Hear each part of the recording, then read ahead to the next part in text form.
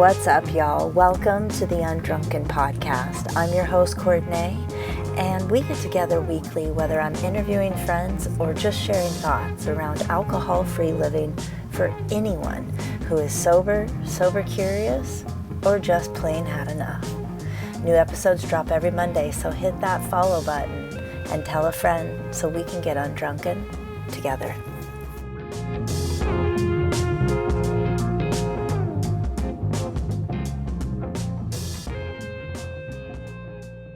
Shall we jump in? Let's do it. Awesome. Well, Scott, thanks for joining me here on Undrunken. I really appreciate you being here. Absolutely. Thanks for having me. Yeah. Yet another friend and another guest that is connected to me through mountain biking, which I just absolutely love that there's so many of us in our community that have chosen this as a lifestyle. So I was really pleasantly surprised to see you post about your story. So I'd love to just jump in and have you kind of just start at the beginning of like, when did you quit drinking? Yeah, let's do this. I quit drinking on May 15th of 2010, just over 15 years ago, which seems like a long time and also just a minute. Um, yeah, I had I had been a frequent flyer, a steady drinker for all of my adult life and most of my teenage years. Um, and by that point was, I guess, sort of established in my career and married and had a 1-year-old daughter. And I wasn't going out clubbing all the time, but I had a steady drip. What do you mean by steady drip? Well, what I mean is I wasn't going out and getting blackout drunk every night at that point. But I think I was at the point where I almost every day was drinking a couple glasses of wine, a few more beers on the weekend, always something to take the edge off, always drinking to celebrate. There was always a reason. And I, I knew in the back of my mind, I knew in my heart that it now had kind of some control over me. But it felt really inconvenient to address that for a very long time. Yeah. So May 15th, what changed that for you?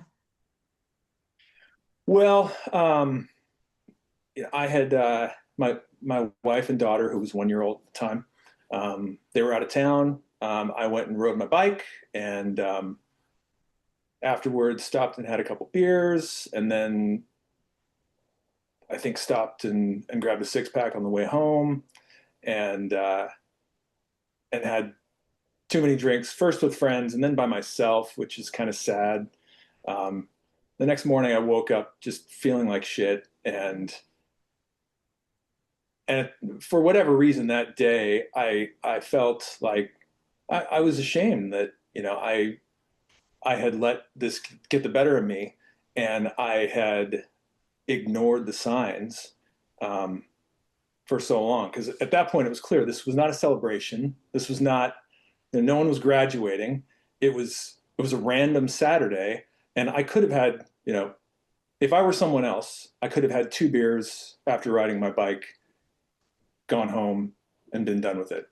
But I wasn't someone else. I was me, and I let it continue to the point where I was hungover the next day, and my memories are fuzzy, and it just I knew that it was unnecessary, and I I began thinking, like, how much am I missing? Mm. How many memories have I already missed of my 1-year-old daughter, and how many more am I going to miss between now and when she, when she graduates from high school and she leaves, how many things are going to be fuzzy memories rather than crisp, beautiful memories? And and so that day I was like, okay, I got to reel it in. This is silly. I can do better. And at that point, it was not like I had not decided that it was forever. I was just like, I'm going to be better. I'm gonna change fundamentally. But I didn't yet really want to admit what that meant. I love that because I share that sentiment. When I first dumped the drink, as I like to say, I was doing a 100-day experiment. But then I started talking to people, and for me, it became a very easy choice. What happened for you? So you have this feeling you want to do better. How did that grow and progress to now here you are 15 years later? I see you posting and celebrating 15 years with no alcohol. Well, it wasn't the first time that I decided to take a break. It was just, I think, the one that felt most connected to something important, if that makes sense. I had for several years done kind of a dry January thing between my wife's birthday and my birthday, which is early January to early March. I would not drink. And so in my mind, I'm like, I'm fine. I can stop. I can turn it off. I can turn it on. Um, and so I approached this time sort of the same. I was like, okay, I know I can do this. This time I'm gonna take it a little more seriously, and maybe I'll go 90 days. Um, and so got through 30, got through 90, and by the end of that, I'd spent enough time sort of soul searching to figure out that, I need to do more. And I don't know what that is exactly, but I need to not jump right back into the same pattern because it just felt bad. It felt like I was shortchanging myself, and and I I didn't feel fully in control of everything I was doing. Hmm. It wasn't as though I was out wrecking cars, although maybe that could happen. Um, for the most part, it was a very functional life. But anyway, I knew that I had to take additional measures, and so um, I told a few people. I wasn't loud about it, but over time, it became clear to my friends and my family, like, oh, this is different. Hmm. When did you know? I don't know. I mean, I think it took me years. I think I was really stubborn, and I was also, I don't know. I feel like uh,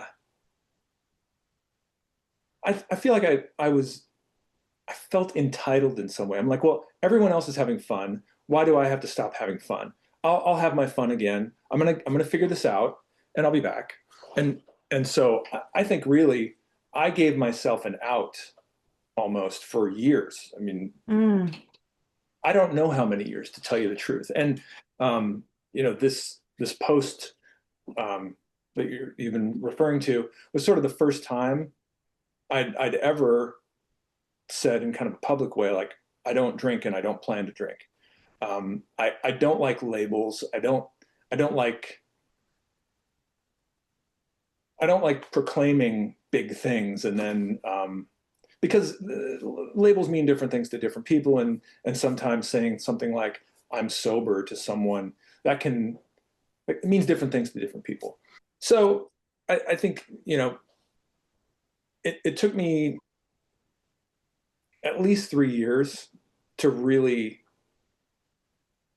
admit to myself that this is probably the right thing for me. This is probably permanent. Mm.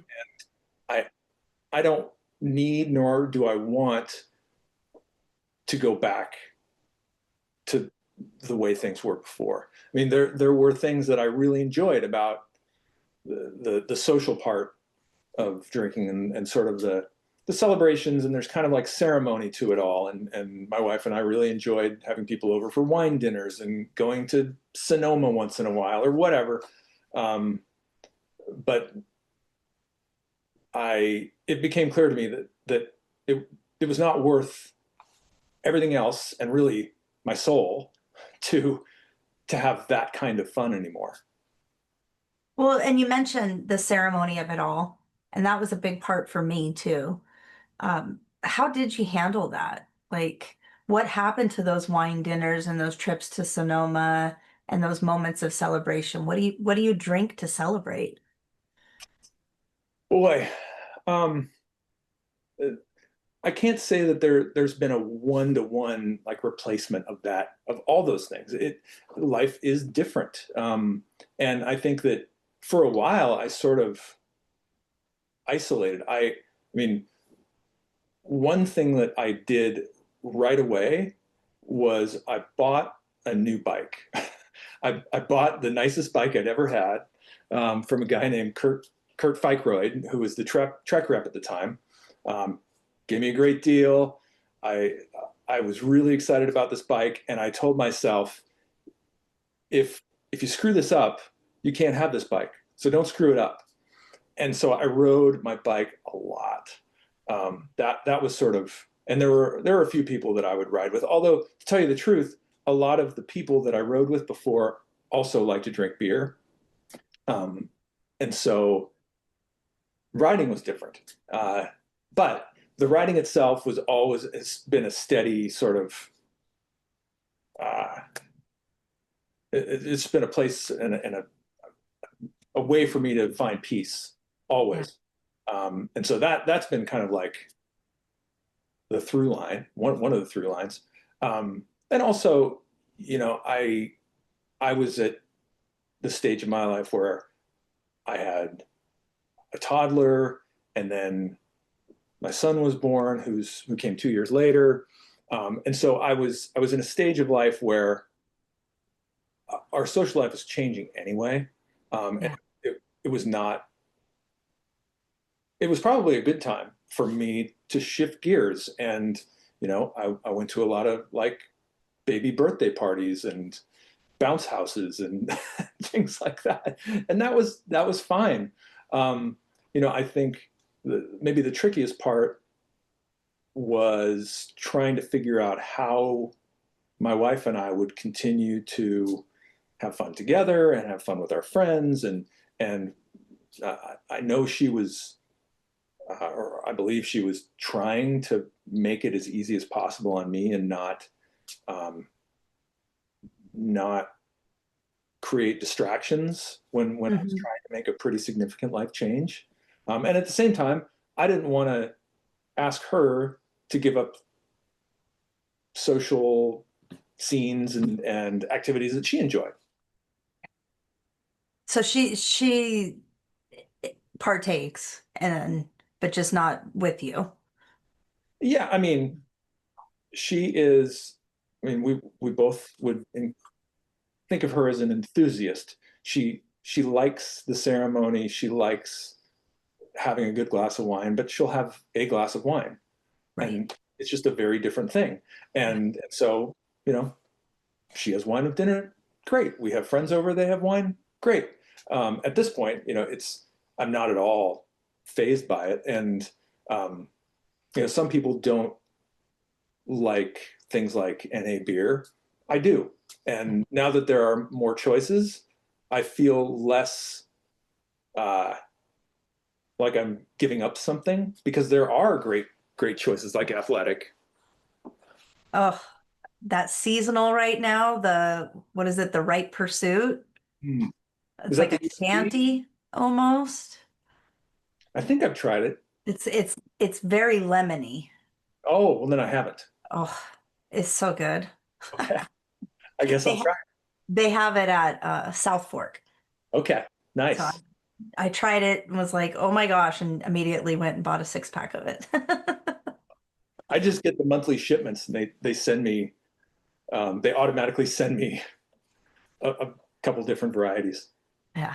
Is that a pretty steady replacement for you as far as something to like crack a cold one? Yeah. I mean, I've liked beer for many years, and that didn't stop. I stopped. I didn't really drink NA beers initially, Mm. um, and part of that was I wanted to avoid any kind of anything that smelled or tasted like alcohol. Like a temptation. Yeah. Yeah, and it was pretty bad at the time. O'Doul's and whatever tastes Oh, good. dude. And so a few years later, there were some better ones. There was like a German one that was pretty good.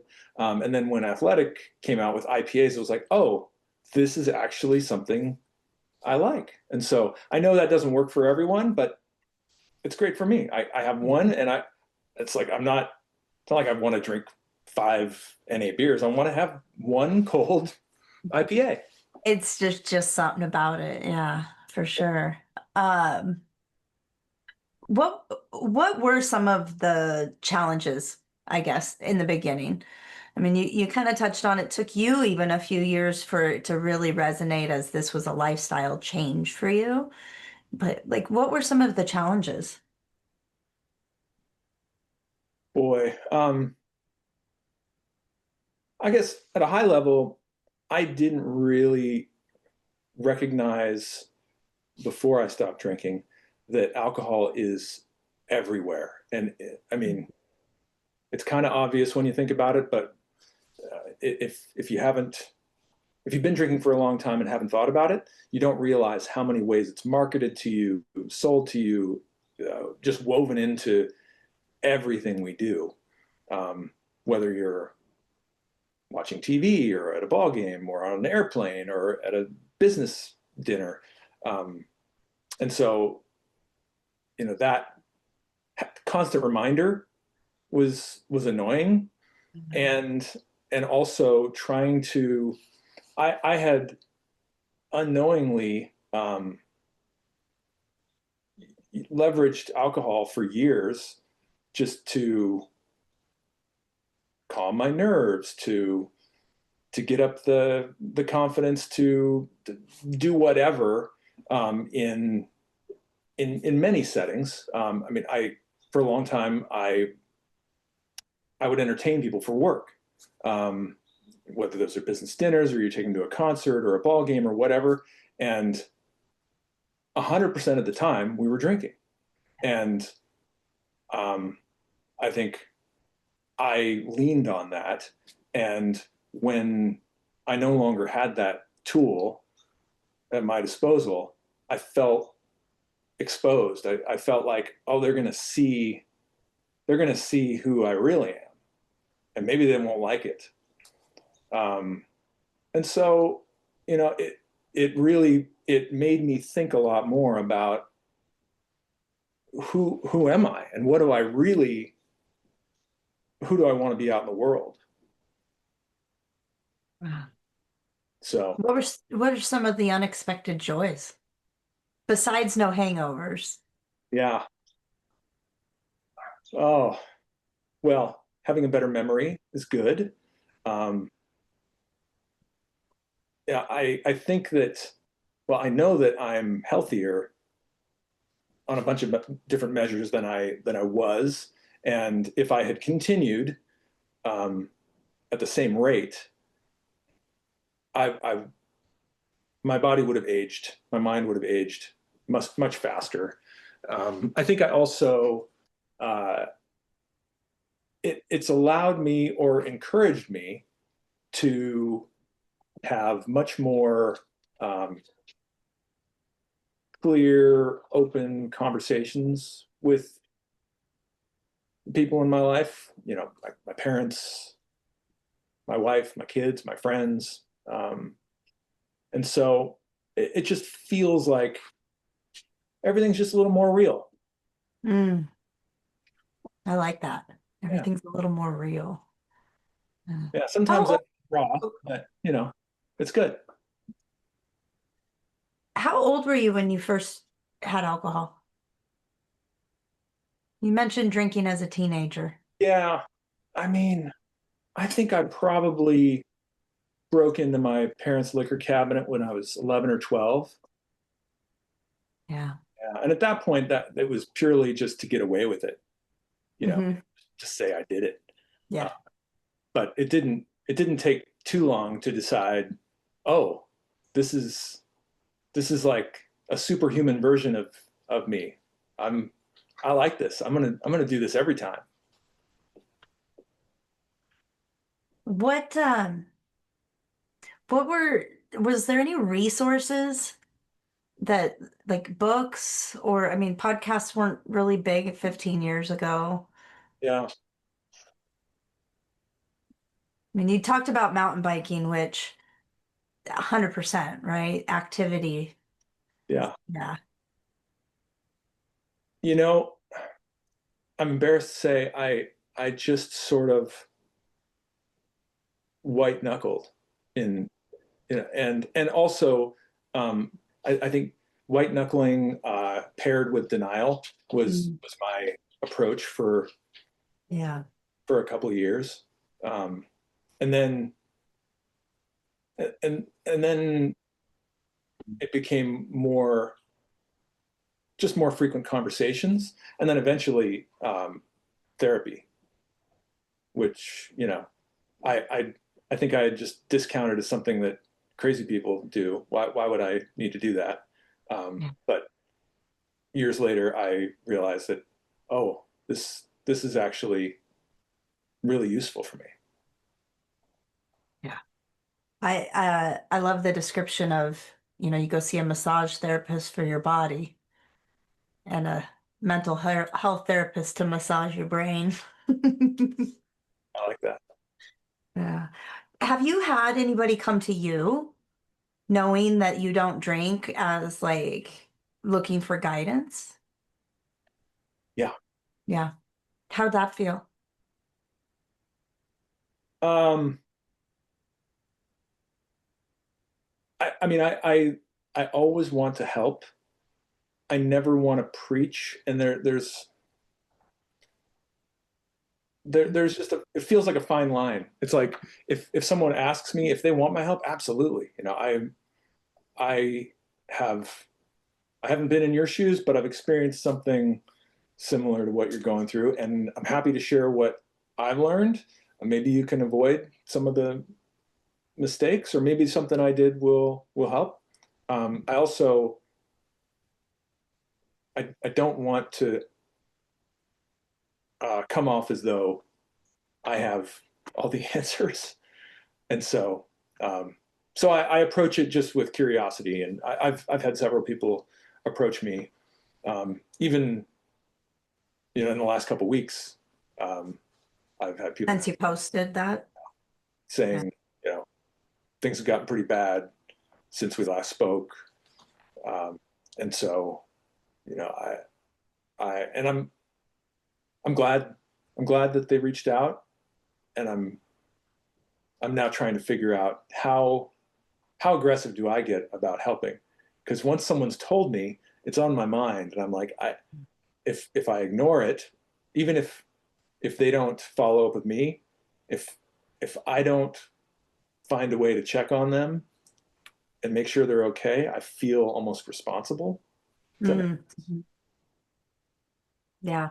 That's definitely a relationship I've struggled with myself is how to how to support people that say they want help, but then aren't necessarily helping themselves. yeah. It's you go back to that gray line, right? Um, what is one lesson in all of this that you think everybody should know that not drinking has given you? Well, for me, I think that whether it's alcohol or something else in your life, um, you don't have to have a catastrophic event to recognize and really be honest with yourself that something's not good for you. That something could be drugs, could be alcohol, could be working too much. It could be a toxic friendship or relationship, whatever it may be for you. It's easy to rationalize and say, well, it's not that bad. I know people that have it worse. And that's not a good enough reason to continue down the path of, being in pain um, and just treating yourself poorly. That is absolutely beautiful. I Thank you. thank you. Like that hit for me personally. So I really appreciate that. Nowadays, I mean, we talked about the athletic brewing. How do you navigate situations? Like, do people still offer you drinks? Like, is it, yeah. And then is there the like, oh, you don't drink? What happened?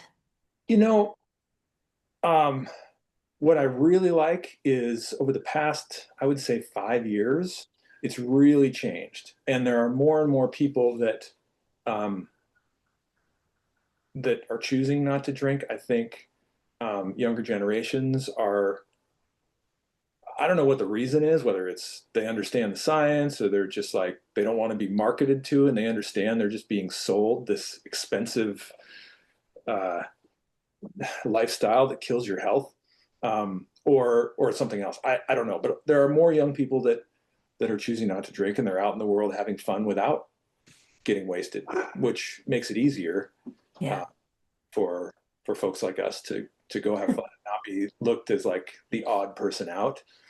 Um, I have there are still situations where I am the odd man out, and that may be certain social situations, um,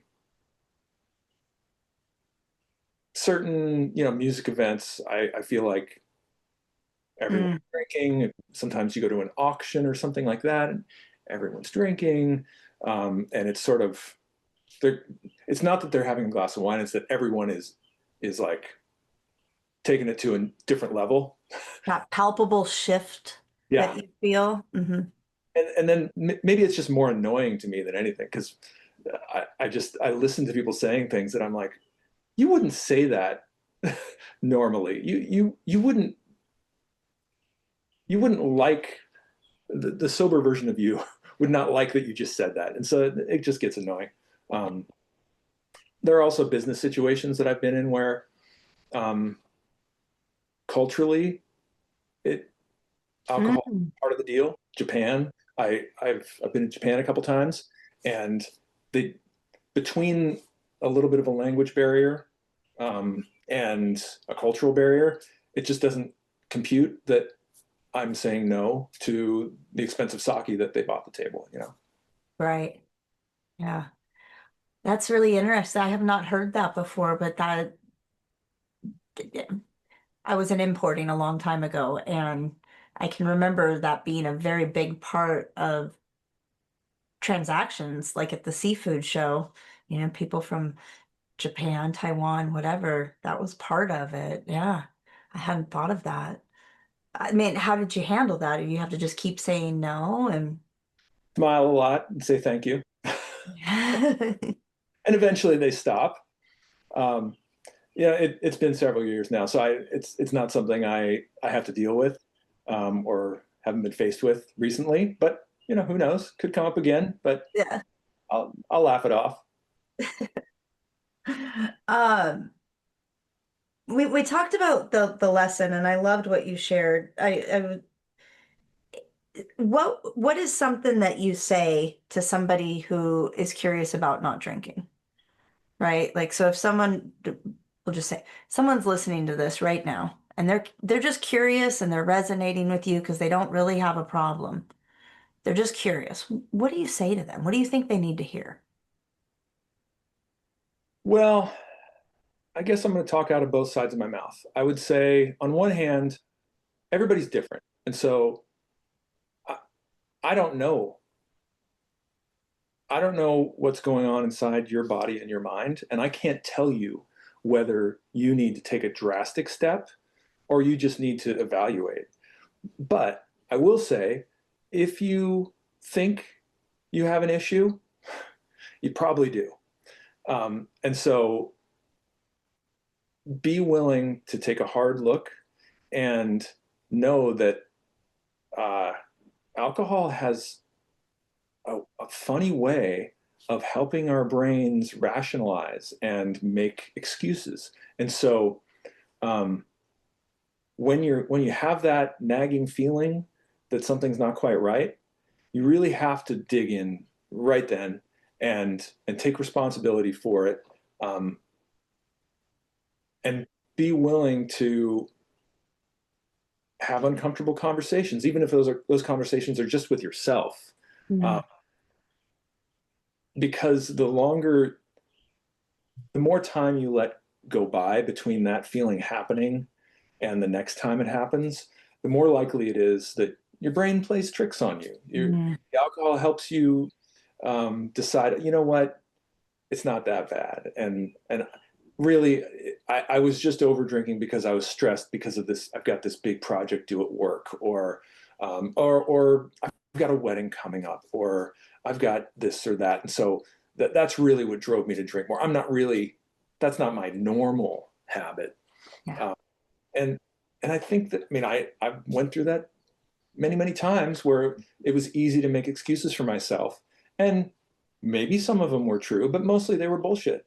Mostly it was just my own habit with alcohol, wanting to continue and knowing that stopping was going to be painful on a bunch of levels, and I was going to have to learn to be a different person.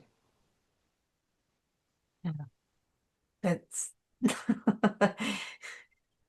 it's interesting you talked about the dates, right? And I'm thinking about all the times I like you, I had a lot of dry Januaries, kind of almost proving to myself that I didn't have a problem because I could quit.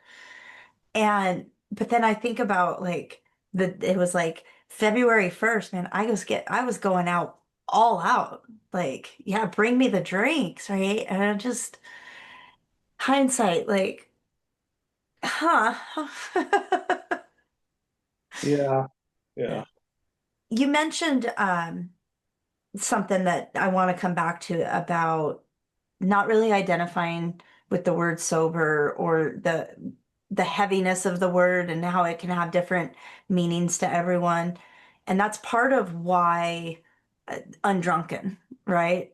Because it's very much that's, I mean, I've interviewed people who they don't touch alcohol, but everything else is fair game. And then I've talked to people who, they are 100% nothing, right? And to your point that it means different things to different people. Um, what did you think when you saw Undrunken? What did I think when I saw the name of your podcast? Yeah. Um, I, I guess I sort of just thought it was your take on what's life like without drinks. I mean, pretty simple, but maybe there's more to it than that. Oh, I was just wondering if it resonated. Some people like it catches them and because I know you so I shared Kat's episode with you, right? And you Yeah, you got a chance to listen to that. Any fun takeaways? I really like her story, and she clearly is making a choice. I mean, I think for her, based on what I heard, um, she personally didn't have a problem. She also recognized that alcohol can wreak havoc even if you don't have a problem. It can cause problems in your life, and it was causing problems for someone else in her life, and so she decided it was no longer welcome, and I think that's pretty cool. Yeah. Well, I mean, she is pretty cool. So anyone who says not drinking is uncool, I'm like, I know one of the coolest people ever, and she doesn't drink. So,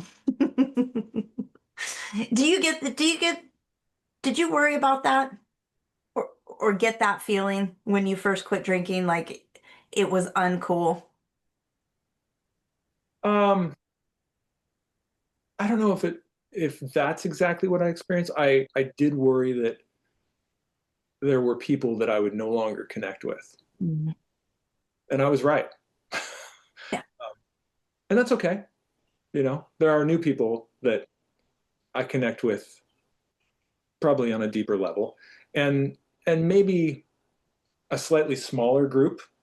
Yeah. Um, but I'm all right with that. Yeah. Um, so I used to do this thing where I would do quick fire on the wheel of life, but I got to be honest, you touched on almost everything so well that I really just want to ask you about one specific area. Okay. How did it change money for you? I mean, you mentioned it's expensive, It, and young people are kind of paying attention to that these days. I definitely didn't when I was young. yeah, that's a really good question. I certainly changed the way I spent money, not only on alcohol itself, but the choices you make after having some drinks um, can be expensive. I, on the flip side, I gave myself permission to Yeah. invest in other things that brought me joy, and Like so, the bike. like bikes and other gear, sports I like to do, things I like to do. So um, who knows, how it all netted out. I do think I make more informed decisions and I don't end up going, I bought what? I did once buy a Porsche on eBay late at night, and that's when I was still drinking. So I don't do that anymore. Like for real, legit, you bought a car? On eBay. Yeah. Were you bidding? Yeah. Did you get the car? Yeah. How long did you have it? Probably 5 years.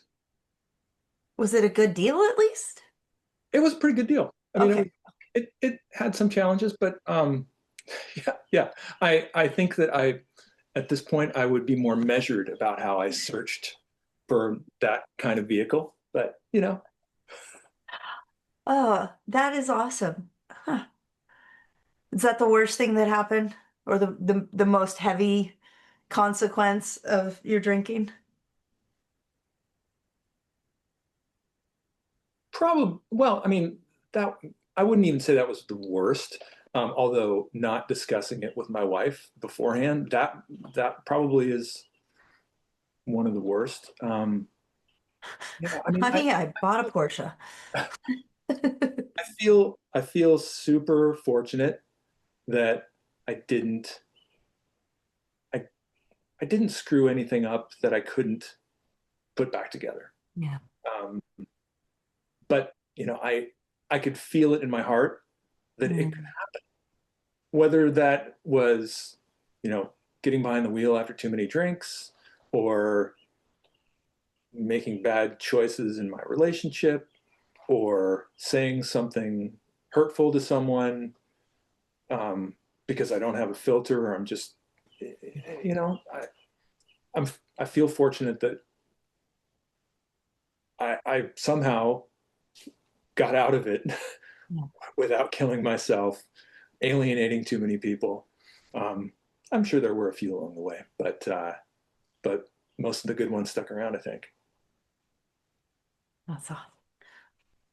What's a question that you wish I'd asked? Or that, yeah, what's a question you wished I'd asked? And how would you answer it?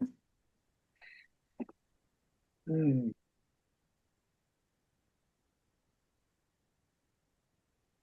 boy,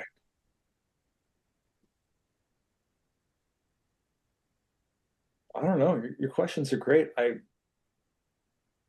I guess I would love to, and maybe you do this in some of your other episodes. I would love to hear more from you about the the damage that alcohol does. You know, I I have over time recognized myself, the cost of this stuff. And as I get older and my relationship with death changes, you feel your mortality. You get older, you're like, how many more years am I going to go to the Whistler Bike Park? Yeah. I don't know. I'm shooting for 21 more years of riding at least, Black Diamond trails in the Whistler Bike Park. So if I can do that, I don't think I was thinking that far ahead when I was drinking. no, All for years, I've done this life wheel planning with my best friend, and I've always been a goal setter, but I don't think I was really thinking about those things. Now, like my goal, I want to die in my 90s on a mountain, there you go. ideally in my sleep, like an avalanche. So it's just like, peace out, nice. But I didn't think about that stuff Yeah, before. yeah. Mhm.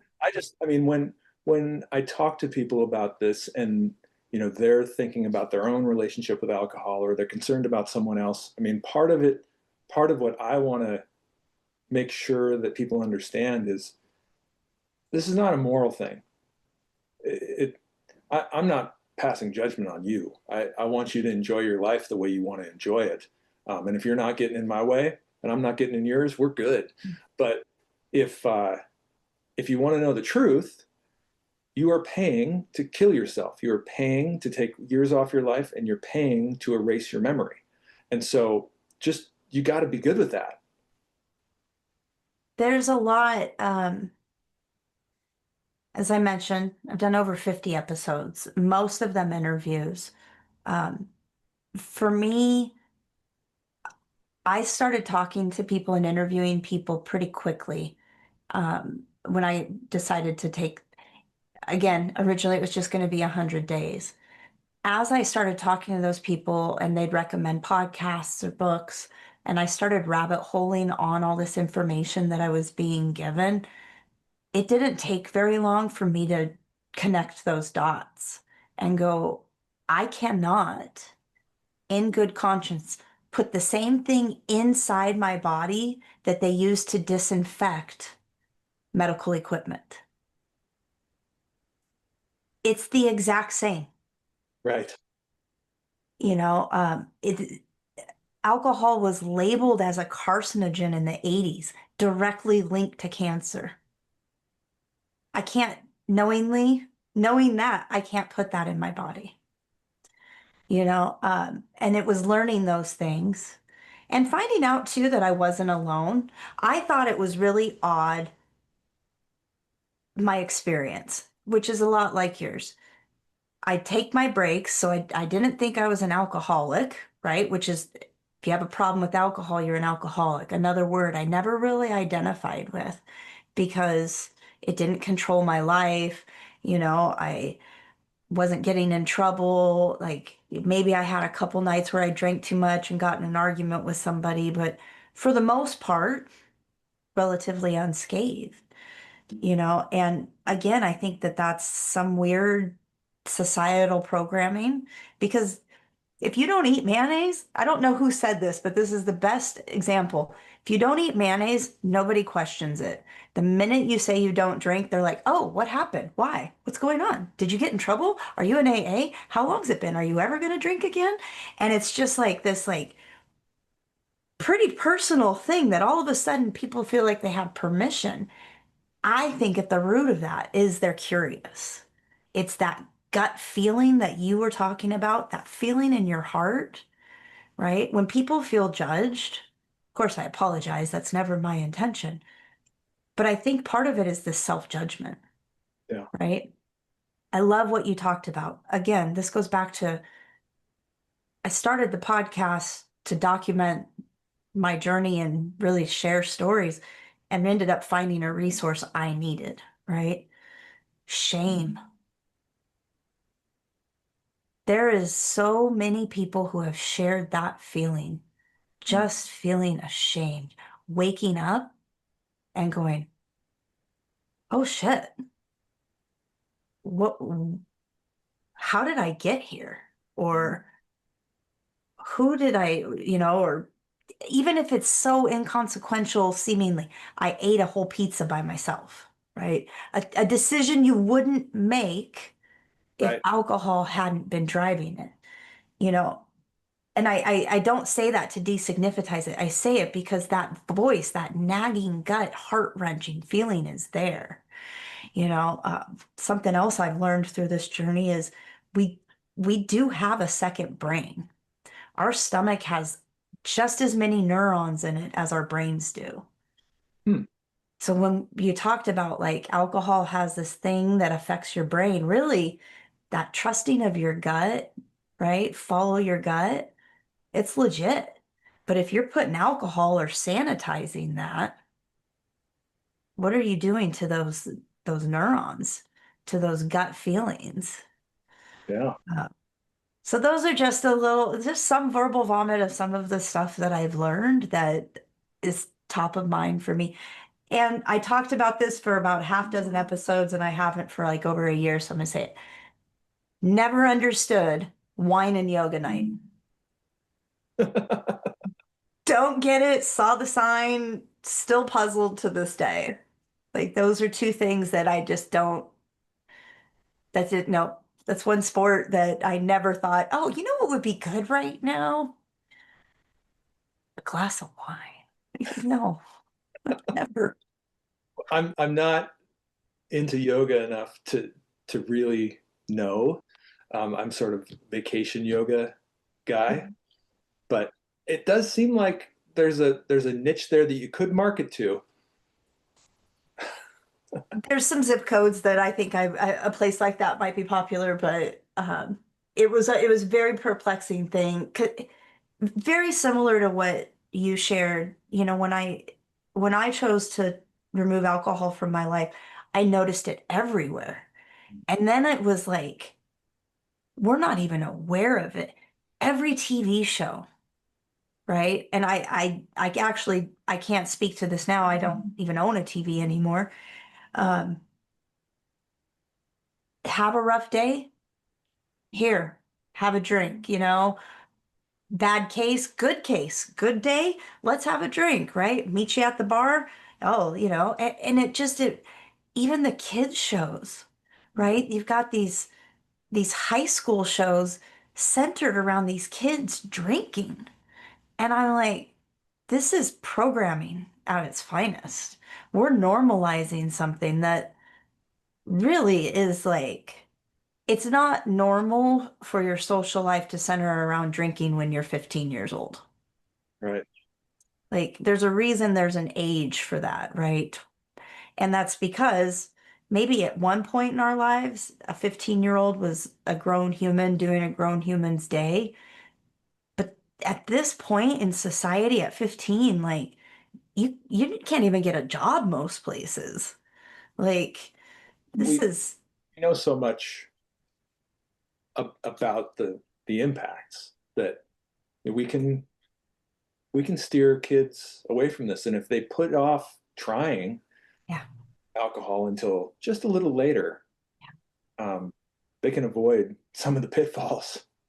I really hope, like, we live in such an information age, right? And I think that goes back to what you were saying about it does seem like people are making different decisions now. And I want to believe that that is part of we're more informed, right? We realize that our brains aren't even developed until we're in our mid 20s, right? So I personally was exposed to alcohol before I was even 10, and made a lot of choices between that age and 25 when my brain was fully developed that I look back now and think, wow, girl, I wonder what you could have done, and something I didn't ask you, what would you say to younger you about alcohol?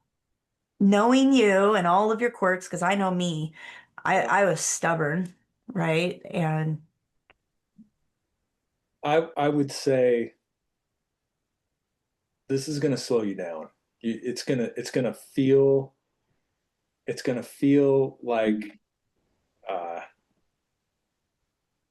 like you're on top of the world, but the reality is it is uh, it's just a layer of friction in your life where, especially at stages in your life where you're able to learn a ton, you're having lots of new experiences and meeting new people and really figuring out who you are, and experimenting um,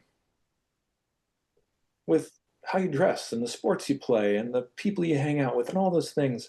And it's really important to give yourself the freedom to do those things and to really feel it as it's happening. And also not to hide from minor setbacks. I mean, I think that my reality is that I um, I used alcohol probably starting in college until I quit, to sort of numb any feeling that I was not successful at something. And, Mm. and I think that, that it's a cop out. I mean, if like you, I feel like if I would have just like faced reality every day and not tried to like numb it, um, there's a good chance I would have been exposed to other things, better things, bigger things. Who knows? I mean, I love my life. I love where I've landed. A lot of that's luck. I was born in an amazing place to, wonderful people. Um, and I was fortunate enough to meet great people along the way. But could I have parlayed what that great start to something even better? Right. Yeah. Yeah. And I don't get lost in the shoulda, woulda, couldas of it. It's, I'm surrounded, I coach mountain biking and work with the student league, and I'm surrounded by young people, and there's part of me that just wants them all to give it a shot. Like, just try not drinking. Yeah. You can always drink, but just try not drinking. Right. Um, and I do, like you said, I do think it's less prevalent. Might just be who I'm surrounded by too, right? Like, there's not going to be, you know, a lot of partying with kids at a fifth through 12th grade mountain bike race. Like, um, but it's like talking about cat sweet, right? Like, I personally thought people who didn't drink were boring before I quit drinking. And that's because when I didn't drink, I was bored. Like, what am I going to do? I don't want to go out to the bars with my friends. I can't drink. Everybody's going out tonight. Oh, I don't want, it was, so yeah, it was boring to your point. I had to redesign my life. I had to redesign who I wanted to be. I think that's scary. And you said something about this too. I think the longer you go, the scarier it is. Until one day you're in your 50s and that glass of wine every night isn't just a habit, it's a need, Mm. and have you known anyone who's had really bad consequences from drinking, health wise or law wise? Oh Yeah. yeah. That's, I wish that had been enough for me to just not. Um, and maybe it was, like when I was in high school, there was a major car accident and a group of kids died, but there wasn't alcohol involved, right? So that big lesson that I feel like, unfortunately, a lot of kids in high school hear and learn about, like my class didn't have that. Um, you know, my I grew up with people who drank a lot and got in trouble with it. One who got 7 DUIs and still somehow managed to just keep going. Still to this day drinks and drives. And I just like has wrecked company vehicles. Like, I just am like, I don't know how that works. and one who would never get behind the wheel of a car with one drop of alcohol. And so it's not that I was sheltered. I was exposed to a lot of varying degrees of it. So, yeah, I've asked myself that question a lot. What would I say to my younger self? You know, maybe just try. Try January. Well, we can't do that, but Yeah. you're you're doing a good thing here, and with the bike league, I mean, I think just showing up and modeling what energy and fun looks like, Yeah, in your particular way. I mean, and I think it's important. it is. Well, Scott, thank you so, so much. I definitely think there's going to be people who are going to resonate with what you say. And uh, I look forward to getting the messages of people being inspired because it's like the coolest part about this. I said when I started, if one person feels like they benefited and were helped by sharing these stories, then I could quit. But I just keep going too. So I bet you get a lot of people reaching out.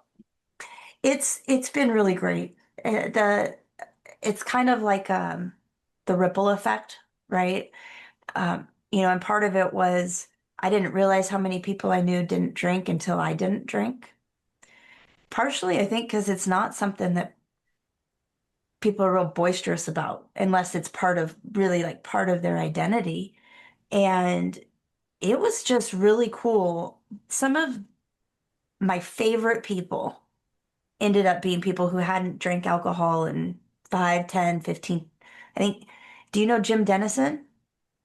I know that name, but He's mountain bike. He used to throw a huge party. Guy hasn't drank in like 25, 27 years, some long time, but he throws a heck of a party. You know, I've been to many of his parties before I learned that. Like I remember him being at the parties where I was drinking. It was his party, right. and it's just really nice to meet people who, like yourself, this is what works for me. No judgment towards you. Maybe think about it if you feel that, but this is just really what works for me. Yeah, that's cool. Yeah. And really, Scott, thank you. Like so, so much.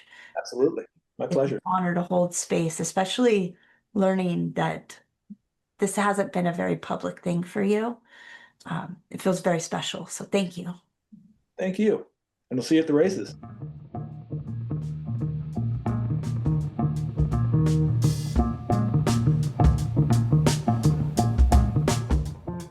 Thanks for listening. If you liked this episode, please share it with a friend or on Instagram and tag me at Undrunken Podcast. Take care of yourself, and we'll catch you next time on Undrunken.